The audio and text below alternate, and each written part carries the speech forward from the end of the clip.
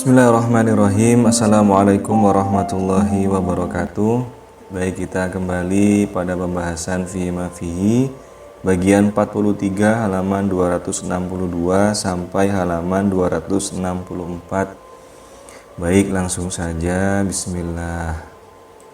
Pada zaman Rasulullah SAW, seseorang berkata, "Aku tidak menginginkan agama ini. Demi Tuhan, aku tidak menginginkannya. Ambil kembali agama ini. Sejak aku masuk agamamu ini, aku sama sekali tidak pernah merasa senang. Hartaku raib, istriku pergi, anakku menjauhiku. Aku tidak punya kehormatan, bahkan tidak punya syahwat."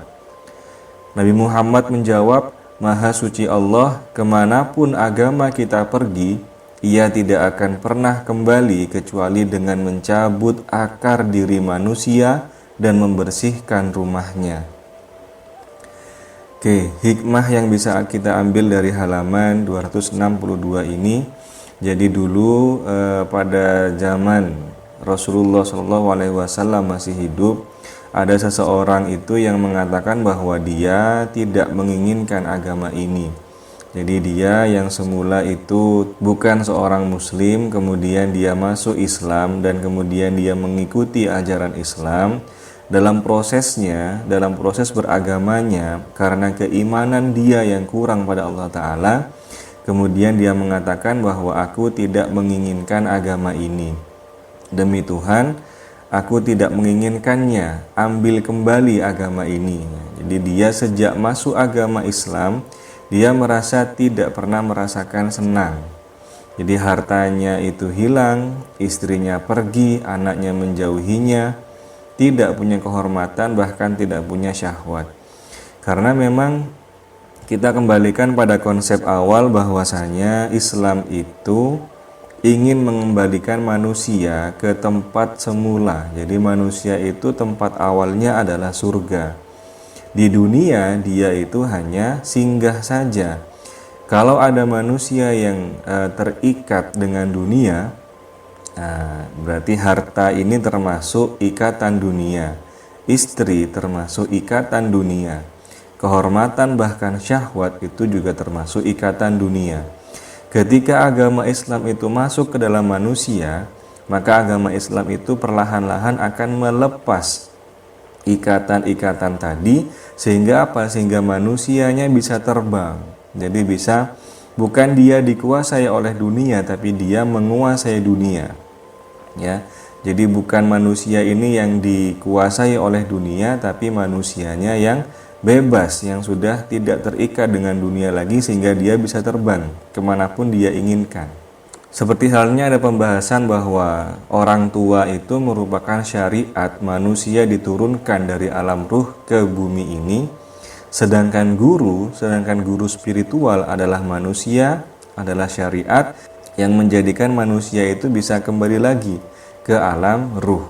Nah, sehingga disimpulkan bahwasanya tempat utama atau tempat aslinya manusia itu bukan di bumi ini, tapi di alam ruh atau di surga nanti.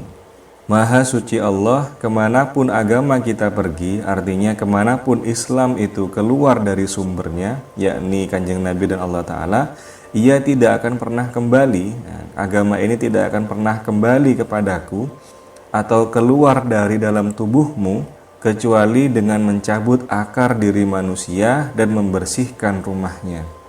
Nah, kecuali dia sudah mencabut ikatan-ikatan yang sudah mengikatnya, jadi manusia dalam bentuk materi, dan membersihkan rumahnya dan membersihkan dirinya.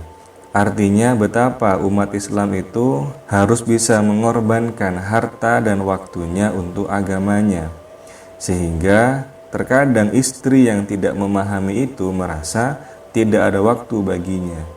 Kalau kita lihat Kanjeng Nabi saja, itu dakwahnya hampir 24 jam, maka betapa kuatnya istri-istri Kanjeng Nabi yang merelakan waktunya untuk suaminya, lebih mementingkan orang lain atau lebih mementingkan umatnya daripada istrinya. Maka carilah seorang istri yang mampu untuk bersabar dan ikhlas ketika suaminya sedang berdakwah. Dakwah dalam hal apapun. Dalam pekerjaan apapun kita bisa menyelipkan dakwah di sana. Karena Islam, karena Allah Ta'ala ada di bagian manapun dan kapanpun. Dan sebagainya. Sehingga kita harus memahami bahwa agama Islam itu bukan tidak nyaman. Justru kita harus merasakan ketidaknyamanan itu, karena dengan tidak nyaman itu artinya perlahan-lahan dunia kita lepaskan. Selanjutnya halaman 263.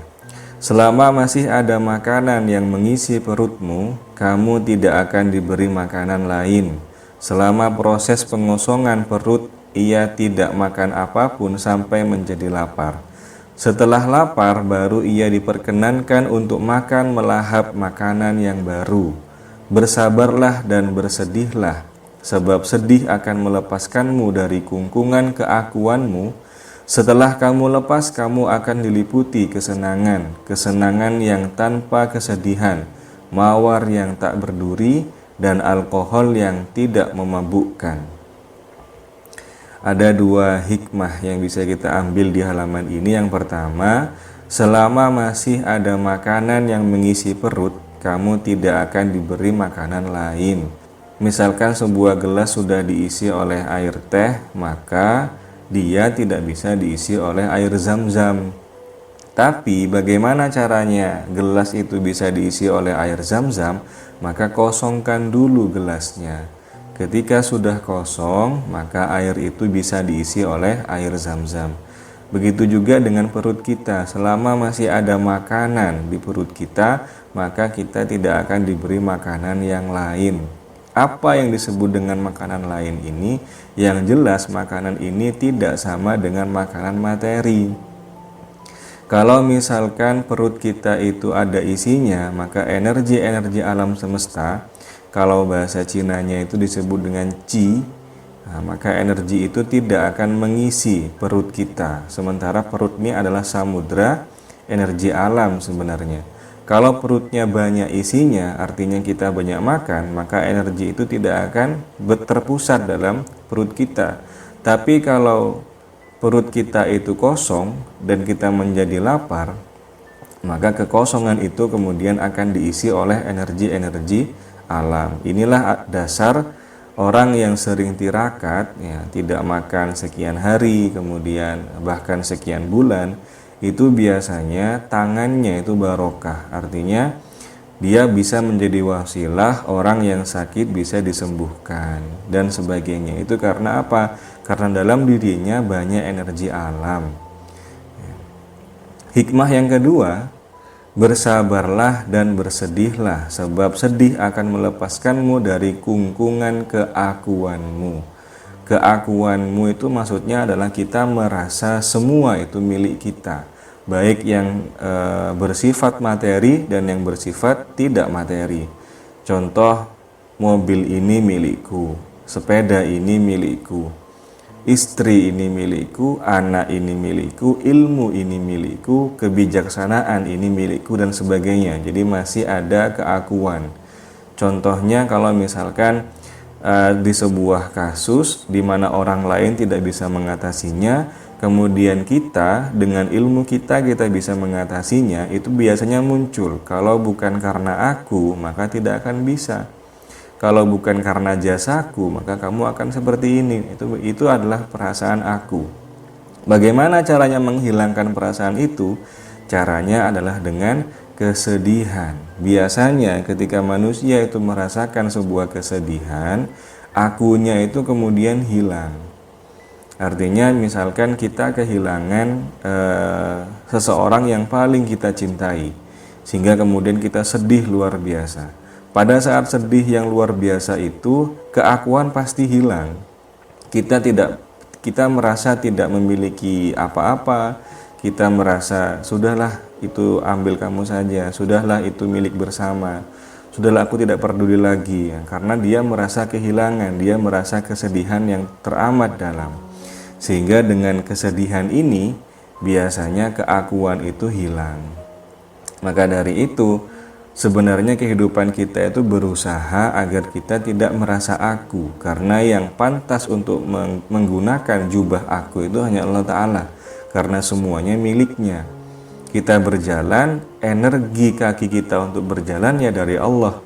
Kita makan, energi tangan kita untuk memasukkan makanan ke mulut kita dari Allah. Makanannya pun juga dari Dia.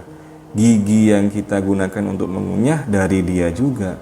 Kemudian hampir semuanya, bukan hampir, semuanya adalah dari Dia. Sehingga kalau ada manusia yang merasa aku, itu adalah murni dia sudah terjebak dalam bisikan setan. Halaman 264. Di dunia ini siang dan malam kamu terus mencari ketenangan jiwa dan kepuasan. Di dunia yang fana ini kamu tidak mungkin bisa menemukannya. Meski demikian, kamu tidak boleh melewatkan sedetik pun waktumu tanpa pencarian. Jika kamu menemukan kepuasan itu, maka bentuknya akan seperti kilat yang lewat sesaat dan tidak pernah tinggal. Kilat jenis apakah yang menyambar itu? Kilat yang dipenuhi oleh rasa dingin, dipenuhi oleh air hujan, bermuatkan salju dan penuh dengan kesengsaraan. Hikmah yang kita bisa ambil dari halaman ini.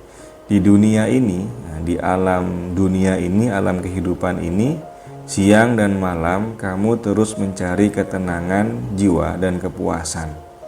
Jadi memang insting manusia yang berakal, yang bisa berpikir, yang bisa merasakan, pasti hatinya, pasti arah gerak hidupnya itu mencari ketenangan jiwa dan kepuasan. Dimana kalau zaman modern sekarang ini, sumber dari ketenangan jiwa kita dan kepuasan kita itu biasanya merupakan harta atau uang. Dengan kita beranggapan punya uang banyak, maka jiwa kita akan tenang. Artinya kita nggak akan kepikiran besok makan apa, kepikiran anak kita sekolahnya gimana dan sebagainya, karena uang kita banyak. Dan juga kepuasan. Jadi kita ingin apa segera terkabulkan, kita ingin apa bisa dibeli. Jadi ketenangan jiwa dan kepuasan orang-orang sekarang itu ya adalah harta atau uang. Sementara di dunia yang fana ini kamu tidak mungkin bisa menemukannya. Nah, di dunia yang fana ini kita tidak bisa menemukannya. Artinya kita mencari dimanapun, ya, seolah-olah itu merupakan kepuasan dan ketenangan, tapi ketika kita ambil ternyata tidak begitu tenang juga dan tidak begitu puas juga. Itu hanya fana, hanya fata morgana. Jadi seolah-olah ada air, setelah didekati ternyata hanya bayang-bayang saja. Meski demikian, kamu tidak boleh melewatkan sedetik pun waktumu tanpa pencarian. Jadi intinya proses. Karena Tuhan melihat prosesnya, bukan melihat hasilnya. Man jahada fina lanahdiyannakum subulana. Maka kalau kita benar-benar ingin mencari ketenangan jiwa dan kepuasan, hendaknya kita mencari sumbernya saja. Jadi kita menuju pada sumbernya. Karena ketenangan jiwa dan kepuasan itu berada dalam proses, bukan berada dalam hasil. Proses yang mana? Proses ketika kita berjalan menuju pada sumber ketenangan dan sumber kepuasan. Jika kamu menemukan kepuasan itu, maka bentuknya akan seperti kilat yang lewat sesaat dan tidak pernah tinggal. Begitulah dunia ini. Jadi kalau surga itu nikmatnya abadi, kalau neraka itu sengsaranya abadi, tapi kalau di dunia ada nikmat dan ada sengsara dalam waktu yang bersamaan. Artinya nikmat yang kita peroleh itu tidak abadi, kesengsaraan yang kita rasakan pun juga tidak abadi. Maka dari itu paling nyaman memang tinggal di sini, tinggal di dunia ini adalah dalam proses untuk mencari Tuhan dan kekasihnya. Siapa Tuhan sebenarnya? Siapa Kanjeng Nabi sebenarnya? Dalam proses itu kemudian akan membawa kita pada ketenangan jiwa dan kepuasan. Kepuasan dalam prosesnya, bukan dalam hasilnya. perkara nanti ketika kita diberikan hasil yang terbaik, maka itu adalah merupakan kebahagiaan yang teramat dalam. Baik, itu saja yang bisa kami sampaikan. Kurang lebihnya mohon maaf. Assalamualaikum warahmatullahi wabarakatuh.